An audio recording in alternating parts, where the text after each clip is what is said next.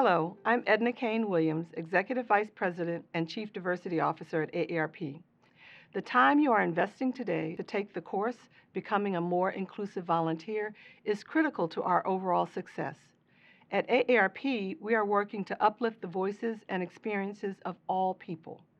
As an AARP volunteer, we need your help to embed diversity into our advocacy, education, and outreach work. This training and others like it are examples of our commitment to the concepts of diversity, equity, and inclusion for the 50 plus. As we all work to fulfill AARP's mission to empower people to choose how they live as they age, we must remember that AARP's founder, Dr. Ethel Percy Andrus, saw the power of uniting diverse and inclusive voices to advocate for change. Diversity, equity, and inclusion is everyone's responsibility at AARP. Thank you for taking the time to take this training. It will help you grow your skills at becoming a more inclusive volunteer. I'd like to talk to you today about multi-generational leadership. As an AARP volunteer, you encounter all sorts of people.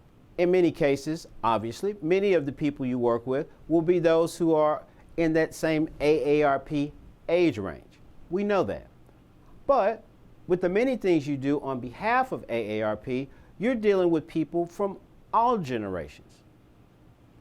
Well, I want to offer a perspective today that has helped thousands of people who, like you, find themselves working with people who come from all the generations that we name, Generation X, Y, Z, baby boomers, you name it. The concept I want to offer here, I believe, is a simple concept, but not always easy to attain. But once it is attained, it makes working with people from different generations so much easier. Now, let's lay a little groundwork here. While I'm appreciative, and I'm sure you are too, of all the people who did the heavy lifting to help us understand that we do have generations with very unique perspectives on the world, very unique ways they show up in the world, while we're glad for that. And that information has helped us so much as a country and as a world. The first thing I want to say here is that inasmuch as that information is really rich, is really valuable, my counsel to you is to not automatically assume that a person who is a certain age will automatically display the behaviors and do the things that have become synonymous with their generation. So think about it. I know a woman who's 24 years old, and many of her habits, many of her values in no way reflect what we generally see as those things that might be common for someone her age. I know a person who's in his 60s, and much of the way he conducts himself in no way meets up with what we might think of someone in that age group. Simple point, but a powerful point. Yes, learn what you can learn about how different generations operate. That's a beautiful thing. Recognize that not all people are going to operate in direct accordance with what you might learn about that generation. So again, both things are important. That's really the first thing I want to say. Now, the second point that I want to make here is that as an AARP volunteer, when you are that person who is responsible for leading a project, leading a task, leading a new initiative, I want you to get this thought in your mind. Everyone thinks they're right. Every generation thinks the way they go about life is right. Well, let's just go back in time. I don't know how old you are. I don't know where you grew up, how you grew up, but let's just go back in time.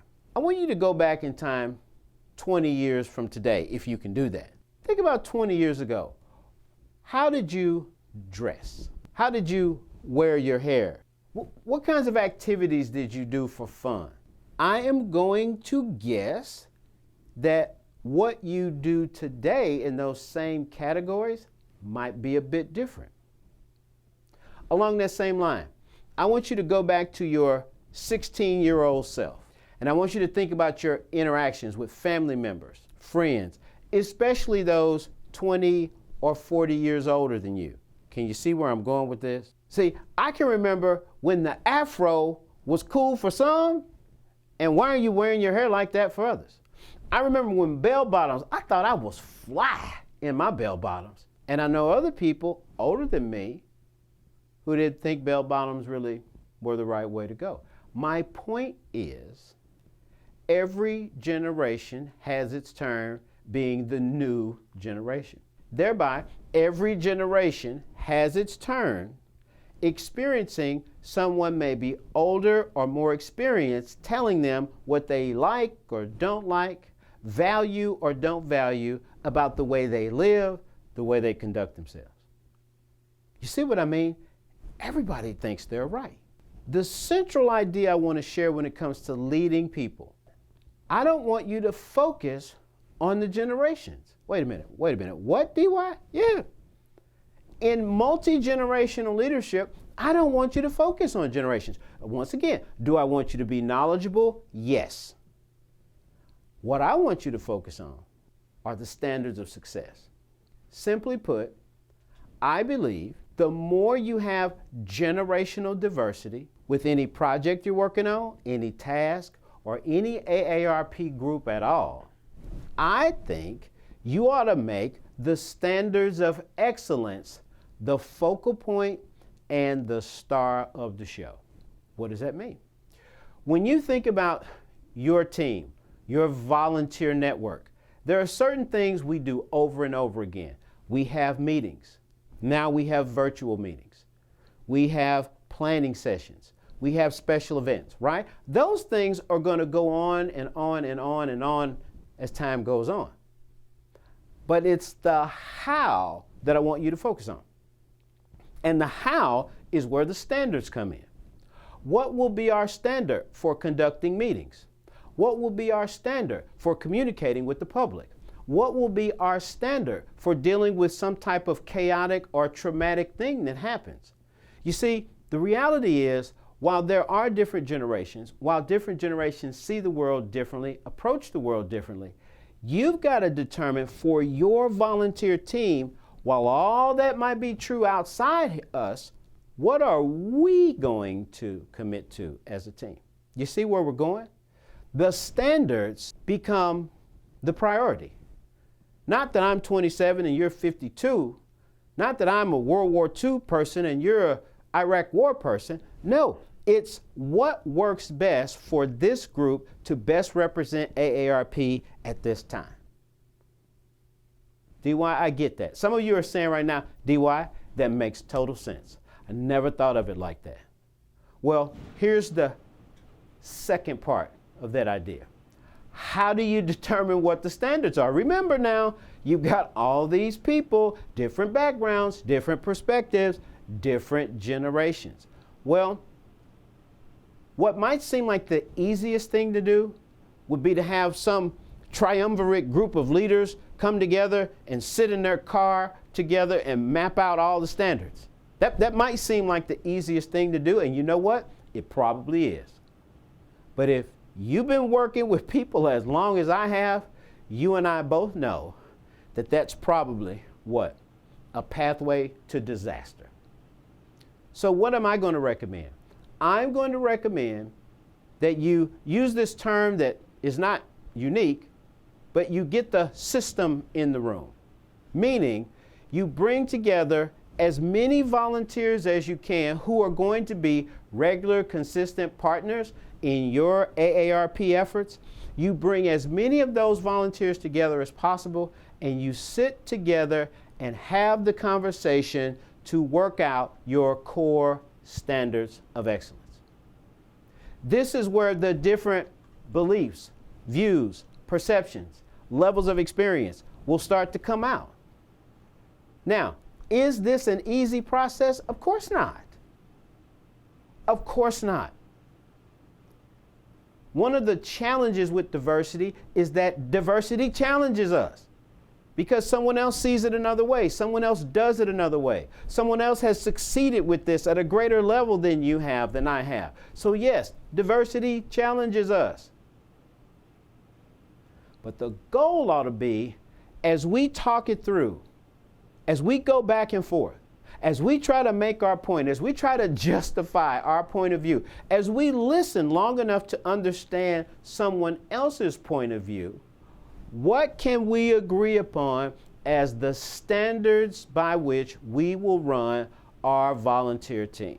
Do you see how multi-generational leadership would be impossible to try to lead every person exactly the way they want to be led in exactly the time they want to be led? That would be impossible.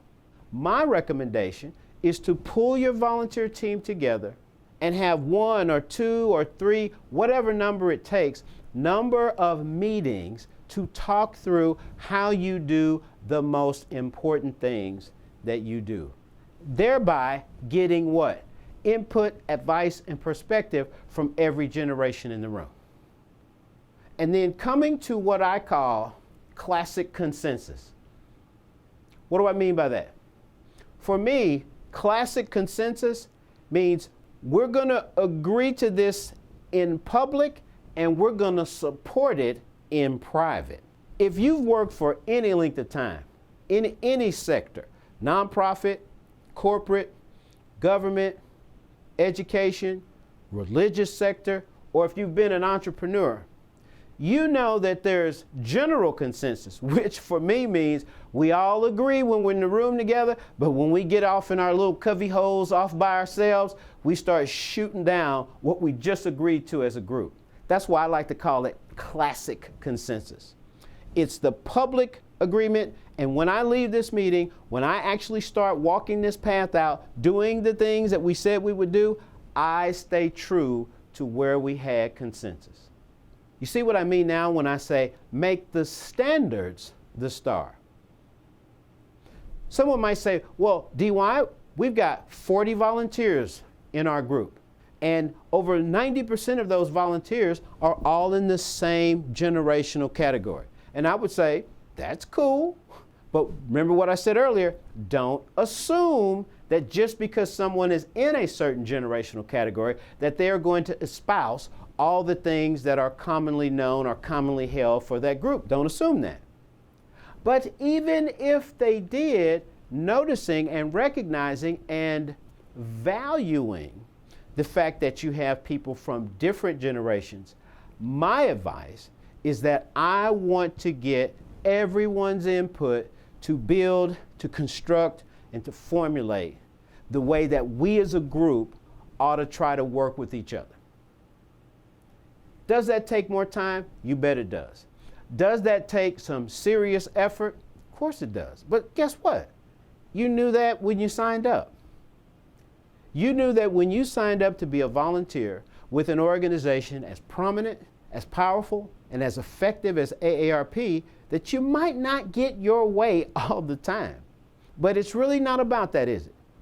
It's about doing your best to partner and connect with people who are different, to offer your input, to gain their input, and to work through, talk through a process that gets you to classic consensus.